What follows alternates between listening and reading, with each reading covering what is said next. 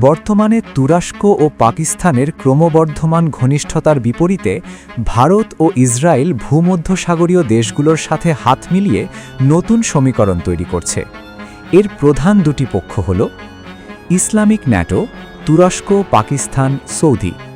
তুরস্ক দিচ্ছে উন্নত ড্রোন ও সামরিক প্রযুক্তি, পাকিস্তান দিচ্ছে পারমাণবিক সুরক্ষা ও বিশাল সেনাবাহিনী, আর সৌদি আরব দিচ্ছে এই জোটের প্রয়োজনীয় অর্থনৈতিক যোগান। মুসলিম বিশ্বে তুরস্কের নেতৃত্ব প্রতিষ্ঠা করা এবং কাশ্মীর ও সাইপ্রাসের মতো বিতর্কিত ইস্যুগুলোতে একে অপরকে আন্তর্জাতিকভাবে সমর্থন দেওয়া। বিশেষ করে ভারতের প্রভাব কমাতে তুরস্ক ও পাকিস্তান প্রতিরক্ষা ক্ষেত্রে একীভূত হচ্ছে।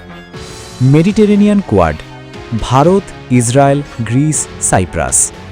তুরস্ক ও পাকিস্তান যখন ভারতের বিরুদ্ধে অবস্থান নিচ্ছে, তখন ভারত তার পাল্টা ব্যবস্থা হিসেবে তুরস্কের চির প্রতিদ্বন্দ্বী গ্রিস ও সাইপ্রাসকে বেছে নিয়েছে। এর সাথে যুক্ত হয়েছে ভারতের ঘনিষ্ঠ বন্ধু ইসরায়েল। ভারত গ্রিসকে ব্যবহার করে ইউরোপের বাজারে পণ্য পাঠাতে চায়। IMEC করিডর: ভূমধ্যসাগরের বিশাল গ্যাস সম্পদ নিয়ন্ত্রণে রাখতে তুরস্কের আধিপত্য কমানো এই জোটের অন্যতম প্রধান কাজ। তুরস্ক কাশ্মীরে পাকিস্তানের পক্ষ নিলে ভারত এখন সাইপ্রাস ও গ্রিসের পক্ষে অবস্থান নিয়ে তুরস্কের উপর কূটনৈতিক চাপ সৃষ্টি করছে।